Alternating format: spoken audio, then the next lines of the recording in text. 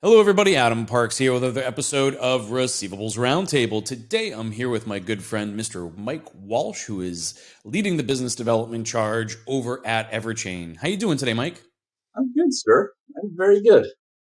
Well, I appreciate you coming on, and as another person who is a massive frequenter at all of the trade shows that we tend to go throughout the year, I know a lot of our viewers are probably already familiar with you. But for anybody who's new to the business, can you tell everybody a little bit about yourself and how you got to the seat that you're in today? So it's a pretty long road, but I will start. I got in out of college, 1996. They're now the Sunrise family of companies, a family-owned agency. It's pretty large. They've been doing business since '72. I learned a lot there. I spent 11 years there, left for 2.5, came back for another 9.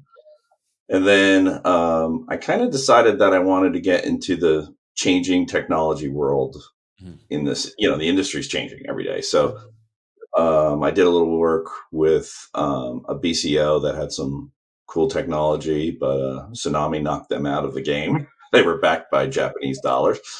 And then I did some work with Neil Jagata, my good friend over at VoApps, and that was really fun place to work. Then I jumped over to True Accord and found out about EverChain, and now I'm here. So it's long, but I've seen a lot. I've seen a lot of the changes. I feel like I've seen different technologies that do different things, and it's incredible to me how much the industry is changing, and I just wanted to evolve with it. Fair enough. I mean, there is no shortage of technology and change, especially as we look at the regulatory environment, the compliance requirements. Like, we live in this ever evolving world of requirements. And so the technology to manage those new and evolving things tends to be, the forefront of the industry's future, which I think is very interesting. Which brings us to kind of the EverChain question. So now you're over there with EverChain, you're leading the business development charge. Tell us a little bit about what you guys do there. Yeah, so EverChain is, we hate to say it, but we are, and I don't know why, we are a debt broker that does more. We're also probably the only platform that gives you visibility post sale, and both, every account you sell, we track until it's out of stat or paid in full or settled in full. The technology's been around. I found out about it about 2 years ago when I was somewhere else, and they said, "Hey, see what these guys are about." And being in the industry forever, I saw it and I was like, "Oh my gosh, this solves so much of the risk of selling debt." And there's so many clients or prospects out there that don't sell debt for certain reasons. And I always say, well, I go through the questions and I say, I understand those all make sense, but what if I could get rid of them all? What if I can tell you exactly where your account is, with who, what agency, what attorney's handling it for what buyer, whenever you want. And then data, we provide our clients data, segmentation. They really can do a lot. It's a really fascinating tool that has so much to offer. And I think right now we're getting a lot of momentum in the space. Part of that's regulation, right? Everybody is a big fan of the CFPB in the collection industry because they've been so fair to us. But really, we've had clients go through those audits and all they do is just pull up accounts and show them whatever they want to. And we've had 6 pass flying colors. So if you can sell debt and eliminate that risk, really what the proposition comes down to is, it's what one of our new reps says, if you won the lottery, Adam, would you take the payout in one lump sum, or do you take it over the years? Well, we basically made collection as safe to do it either way you want. Do you want the 10% now or 12% over 2 years? Well, I'd take the 10% in 11 days, but that's me. I'm a little biased.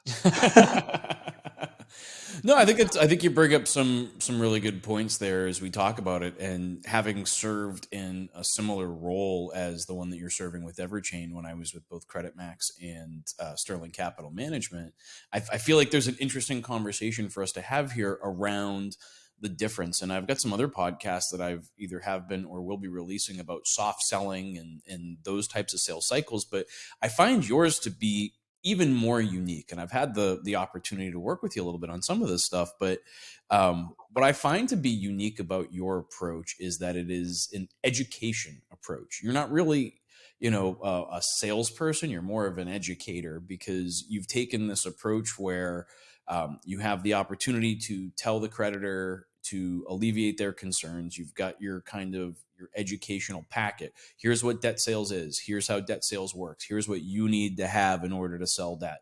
Right. So you've got these packages together, and now it's really about educating that creditor on, is this the right path for your organ? Like, are you a good fit for debt sales in general?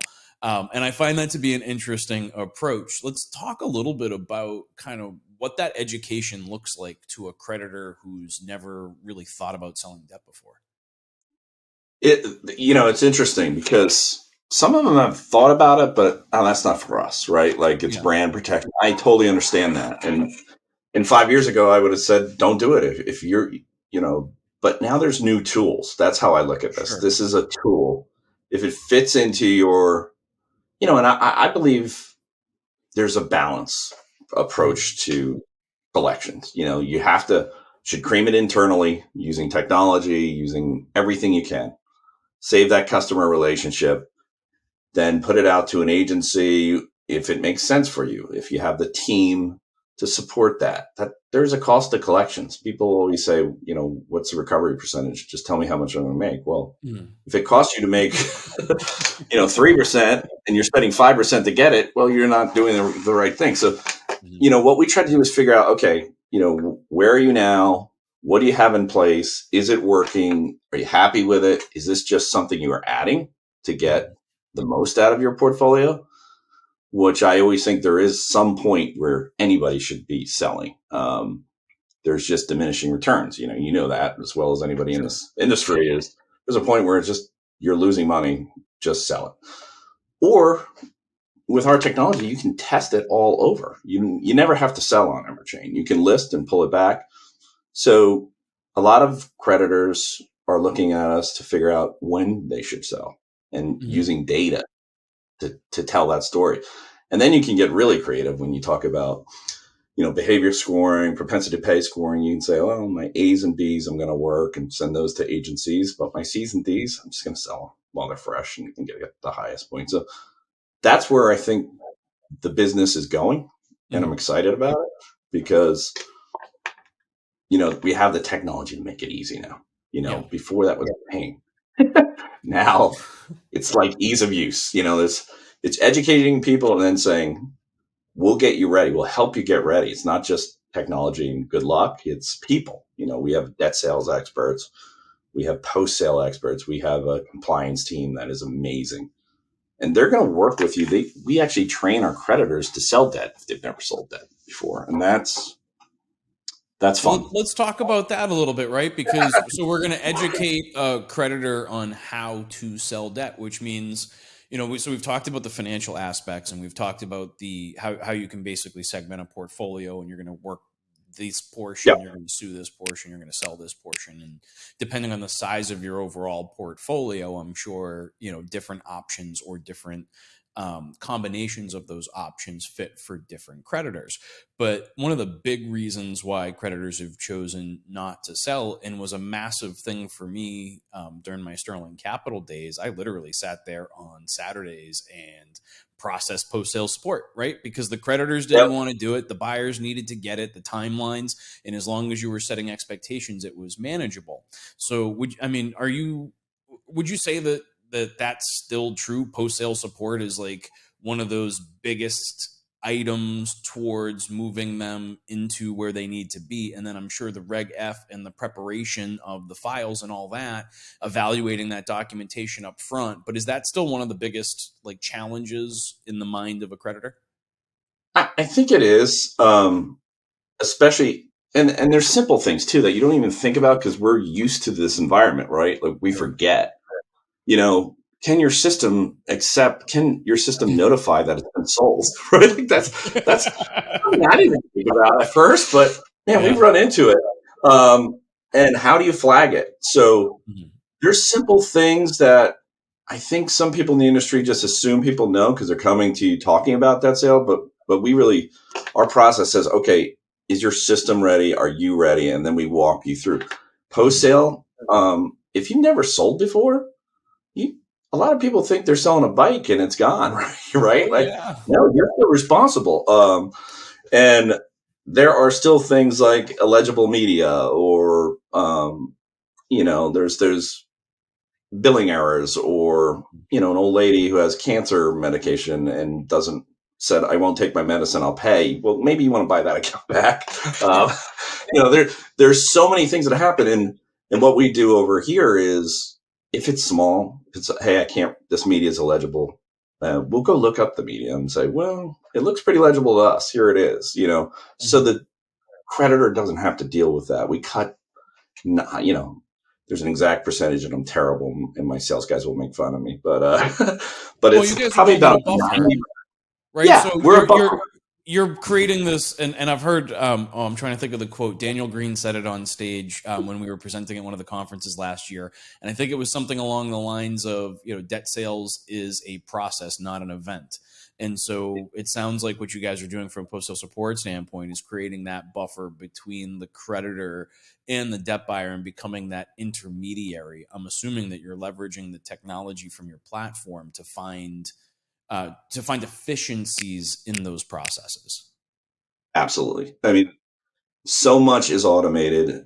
We know every state, the machine never makes a mistake when it comes to a state statute of limitations. It's programmed, it's smart, it's faster than, we'll ever be. So Sure. it's not even going to let you sell something you can't do. But yes, so much it's, if you sell one small test portfolio on EverChain, we're with you for 5 years, depending on what state. We're going to Yeah. monitor every account you sell and make sure nothing that your brand's protected. If there's a complaint, it's handled within 48 hours. We're tracking it. Most complaints are, I don't know this, right? Like, Sure. we don't bother the creditor with that. We handle it. Our technology can help our team handle that in seconds. Is it tracked? Is it logged? So if you get audited, it's there, of course. But that's where I think it's technology and people support as well. But it just reduces the workload because if you're new to selling and you come Mhm. in thinking, I sold it. I had I was doing a client conversation and he said, hey, I made this map and it ended with the sale. All Mhm. the things he had to do to get ready. And I go, we got the easy part done. Now let's talk about the real work because in a traditional sale, that's where the work begins. Mhm. Post sale, you have to have administrative people, and that's cost, that's time, that's, gosh, in our system, it's right there. It's a taskbar. It's easy every day. You just pull it up, look, see if there's anything to do. If you're chasing email and taking phone calls about a debt you sold 3 years ago, there's better things to be doing with your time, and Yeah, that's a well, that big part of creates our some life. unique challenges, right? So, I Right. mean, that was always a case, when I was handling that kind of stuff manually, and I had to play that buffer role between the creditor and the debt buyer so that somebody could do it. But the other thing that I found when it came to the post sale support was that a lot of the creditors didn't necessarily in the recovery department have access to the IT resources necessary for them to automate any of that on their side. So we had to create ways to automatically sort documentation for delivery. We had to create, forms and flows for buybacks, putbacks, and other things like that. So it was this whole and then the affidavit situations, and the certificates of conformity that became part of the chain of title, and all even the transactional documentation is constantly evolving. How are you guys staying on top of all of that evolution in terms of what the creditors are going to need in from an education standpoint? Yeah, I mean, think about just Reg F, right? Mhm. How much, we have sprints every 2 weeks, so Mhm. we have our own programmers internally. So if a creditor needs something, we ask constantly, is there anything you're not getting? One thing you're just talking about that I pop up is, invoicing. Hmm. We, without our technology, you hit a button, you can create an invoice for a buyback. A lot of Hmm. people, that's a real pain in It the was a neck. process. Yeah. And then you have to get accounting involved and what is this Mhm. for? And like, it's ours explains exactly what accounts, why, the reason is all documented. Boom, you present it to accounting. They say yes, you send it over, and on a monthly basis, the buybacks are paid. Direct payments can go out that come to you. Like if a check comes to a creditor and you sold the account, what do you do? Mhm. EverChain's very easy. So there's always something new. I mean, just think about the state regulations. We have, Mhm. Brooke Teal is monitoring, and her team is monitoring that every day, updating the system so that's automated. It knows all those regulations. So we're busy. We're constantly evolving. The technology has gotten better since I got here a year ago, and that is, and 2 years ago when I first saw it, it's better, and we have some really cool things coming out that I'm really excited about. But it's been fun. It's a lot. We do a lot of training in the sales department because we trained with our auditors a couple weeks ago, and we've learned so much about their process. Mhm. They go on site, but the day to day handling of accounts they audit, it's amazing. We it's kind of the example I used before. Hey, I don't own this debt, or they called and threatened me. They didn't have a phone number. They never called. We listened. We looked at the account on their system.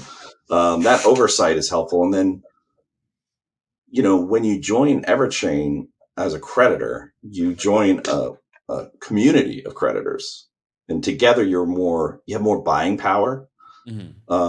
and you have more visibility because you can see how buyers and agencies are performing on other people's portfolios. You don't see the accounts, but you Mhm. see, okay, they've got a very, very low complaint ratio. This buyer is excellent. These are someone I want to work with. This is so we give you a full picture of your partners, not just a bid price, which is, you're going on faith. We say we give you more than faith. We give you visibility, proof. From your perspective, is there anything else that has become a challenge in terms of educating the creditors about debt sales over the past, let's say, 2 years or so? It's a good question. I think people have to be open to change, right? Mhm. That's always the first step. Things are not the way, and for anybody in the industry, like Mhm. there are traditional agencies that I worked for that have evolved, right? And there are some that are still doing things the way they did it because they always did it this way, right? Fair. If you're sending out emails one at a time, using your IT guy, it's a lot different than some of the products out there that Yeah. will warm up a domain and get this stuff sent intelligently, right? And Mhm. if you're still calling people and leaving voicemail, BOAPs will be happy to talk to you about just leaving the voicemail, waiting for the callbacks.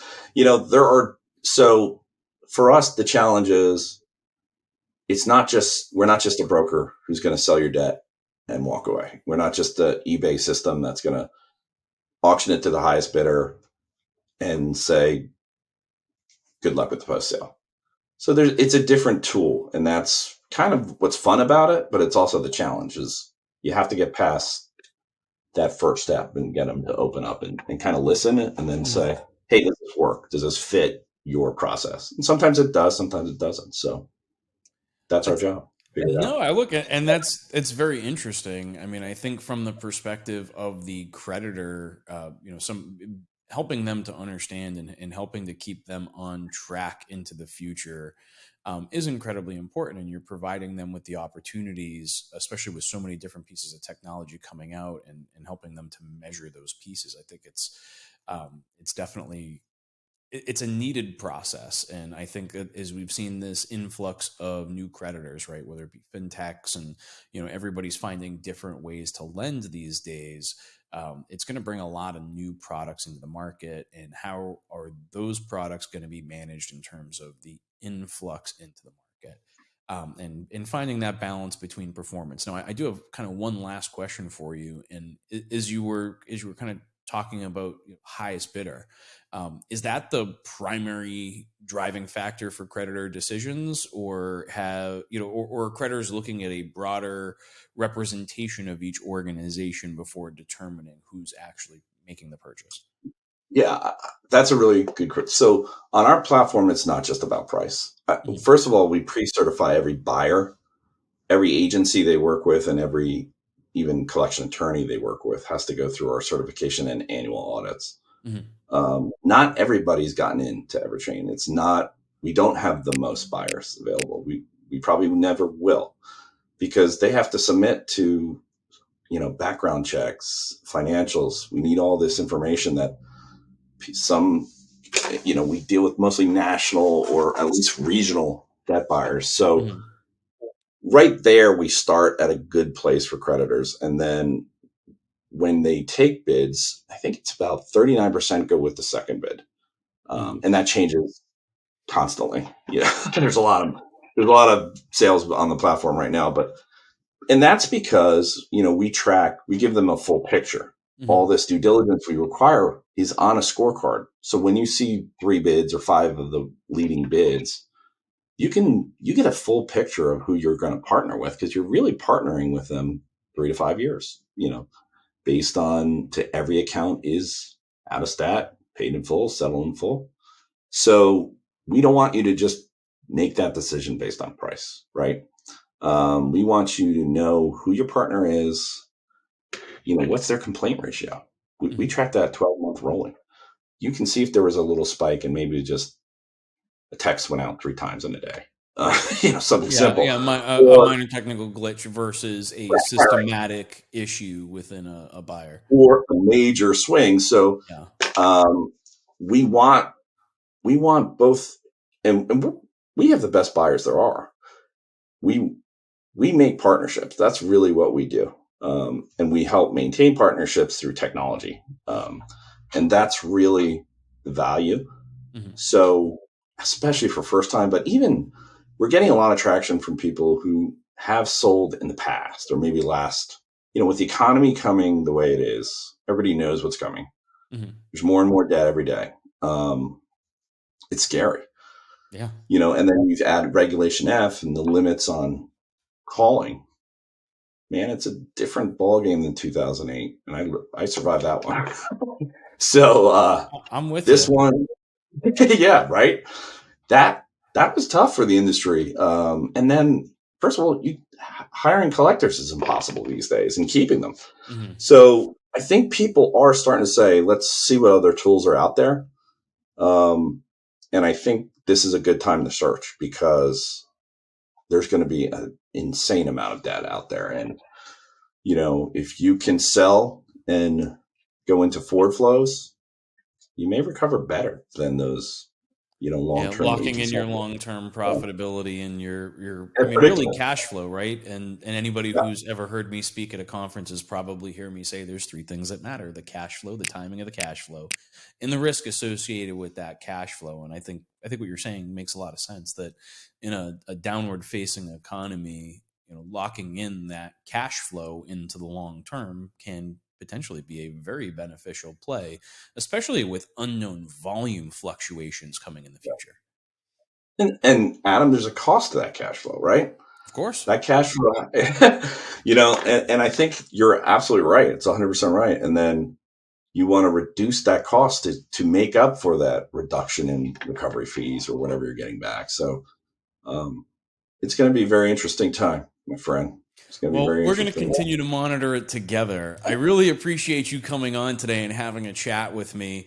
I think, honestly, this was a really good conversation about how to educate creditors on debt sales. And it sounds like the challenges have shifted from when I was concentrating on this, and now the technology driving a lot of this and the efficiencies that are coming through post sale support and other things are going to add significant value in the long term. For those of you that are watching, if you have additional questions that you'd like to ask Mike or I, you can leave them here on LinkedIn or YouTube, and we'll be responding to comments here. You can also put any comments down if you have additional topics that you'd like to see us cover in the future. I'm sure Mike would be happy to come back on in the future and continue creating Sure. great content for a great industry. In the short term, Mike, I look forward to seeing you at the upcoming CRS show in Las Vegas.